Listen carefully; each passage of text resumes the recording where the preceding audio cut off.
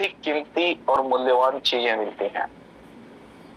और परमेश्वर की सृष्टि की अद्भुत बातें जो आम मनुष्य नहीं पहुंच सकता, वहां तक वो लोग पहुंच करके उन सृष्टि की अद्भुत बातों के विषय में हमको बताते हैं और हमको जानकारी होती है।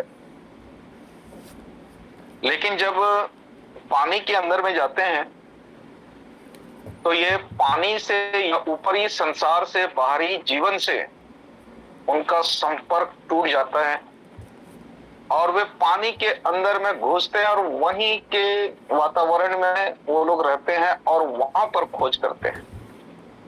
तो जब हम लोग इस वचन के गहराई में जब जाते हैं,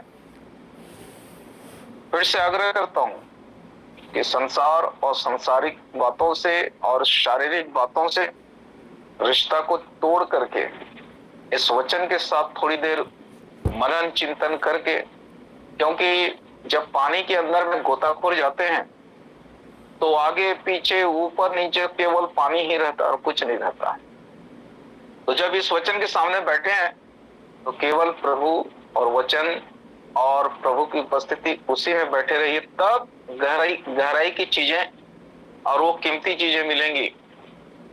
अन्यथा यदि वो गोताखोर थोड़ी देर पानी के अंदर जाए और फिर आकर के ऊपर में अपने परिवार को, अपने लोगों को देखे और थोड़ी देर के बाद फिर पानी में के अंदर जाए और फिर ऊपर आकर के देखे, उसमें वो कभी भी सक्सेस नहीं होगा, सफल नहीं होगा।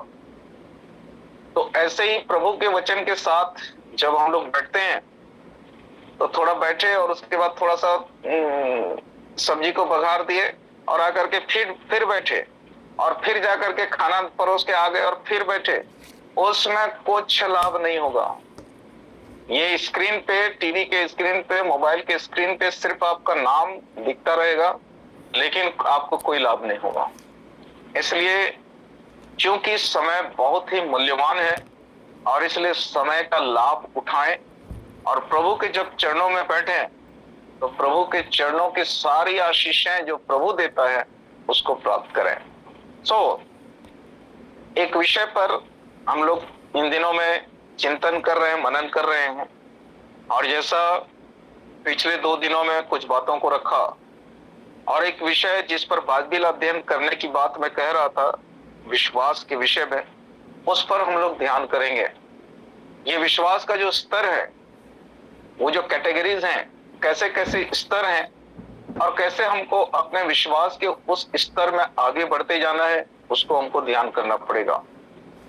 क्योंकि विश्वास तो कई प्रकार के हैं और यदि ये चीजों को हम लोग नहीं जांचेंगे, विश्वास के उस स्तर को नहीं जांचेंगे, तो 2 कुरिन्थी उसका 13 अध्याय और उसके 5वें पद में लिखा है, 2 कुरिन्थी उसका 13 अध्याय और उसका 5वां पद, यहां पर कहता है, अपने आप को परखो कि विश्वास में हो कि नहीं, अपने आप को जांचो, क्या तुम अपने विषय में यह नहीं जानते कि यीशु मसीह तुम में है, नहीं तो तुम निकम्मे निकल गए। विश्वास में हो कि नहीं, इसको जांचो। यीशु मसीह तुम में है कि नहीं, इसको जांचो, नहीं तो तुम विश्वास में निकम्मे निकल गए। विश्वास तो है, निकम्मा मतलब जैसे मान लो एक लौकी है, मार्केट से लौकी खरीदे, बाजार से लौकी खरीद के लाए, बाहर बहुत ही अच्छा दिख रहा है, लेकिन काटने के बाद पता चला कि अंदर में सड़ा हुआ है, कीड़े लग गए हैं अंदर में। क्या करेंगे? उसको फेंक देंगे। बाहर से कैसे दिख रहा है? अच्छा दिख रहा है, लेकिन अंदर में सड़ा हुआ। तो इसलिए लिखा है कि अपने विश्वास को जांचो, परखो, अपने आप को परखो कि विश्वास में हो कि नहीं। अपने आप को जांचो कि यीशु मसीह तुम में है कि नहीं तो तुम निकम्मे निकल गए। बाहर से तो विश्वासी दिख रहे हैं, परंतु अंदर से निकम्मा हो जाएंगे। और यदि निकम्मा हो गए तो मत्ती रचित सुसमाचार उसके 13वें अध्याय में एक दृष्टांत यीशु मसीह ने कहा कि स्वर्ग का राज्य उस बड़े जाल के समान है जो समुद्र में डाला गया और